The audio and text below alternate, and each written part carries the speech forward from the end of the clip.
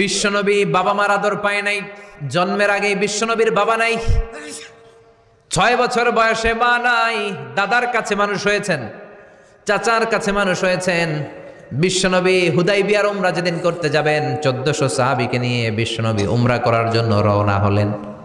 পথিমধ্যে আবওয়া নামক জায়গার মধ্যে বিশ্বনবীর মায়ের কবর। বিশ্বনবীর মায়ের নাম কি?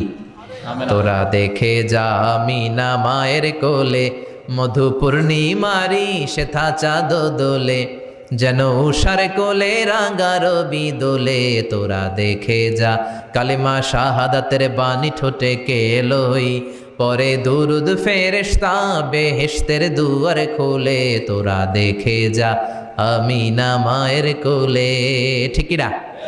মায়ের কবর বলল সামনে, জায়গার নাম আবওয়া, ছোট্ট একটা টিলা। 1400 সাহাবীদের দিকে তাকিয়ে বিশ্বনবী বললেন, ও সাহাবারা, এটা আমার মায়ের কবর।